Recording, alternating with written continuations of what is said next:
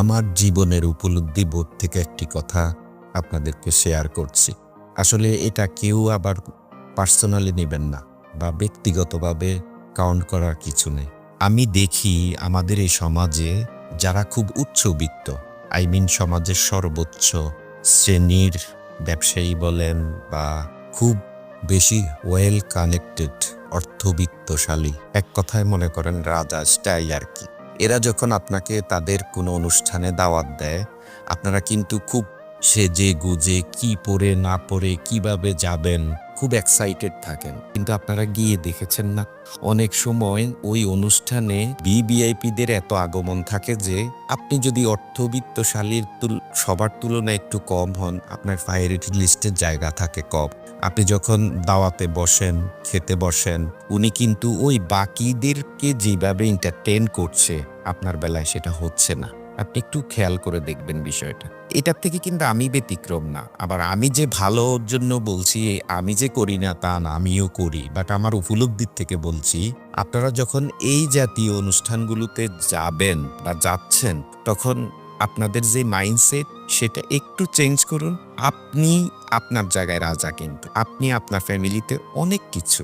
সেই জন্য আপনার ফ্যামিলিতে অথবা আপনার গরিব নিকট আত্মীয় অথবা আপনার কাজের লোক হোক, ড্রাইভার, দারোয়ান, পিয়ন বা আপনার বাসার আপনারা যারা বুয়া বলেন, খালা, এদের অনুষ্ঠানগুলোতে যদি আপনারা যান, তাহলে আপনারা দেখবেন কিভাবে সম্মানিত হন। হয়তো সেখানে জৌলস থাকবে না, বিশাল খাওয়ার আয়োজন থাকবে না, কিন্তু আপনি সম্মানিত হবেন। আপনার মাঝে নতুন করে বাঁচার একটা আগ্রহ জন্মাবে। আপনার কাছে নিজেকে সম্মানিত মনে হবে। আপনি সেখানে দায়সারাভাবে তাকে হয়তো কিছু টাকা দিয়ে সেটা সেরে পেলেন, কিন্তু এক চিলে আপনি যদি তাদেরকে ইন্সপায়ার করেন, সত্যিকার অর্থে আপনি যদি সেখানে যান, আপনার মাইন্ড চেঞ্জ হয়ে যাবে। প্রতিটি মানুষই কিন্তু রক্ত মাংসের গড়া, অতএব প্রতিটি মানুষকে সম্মান দিতে শিখুন।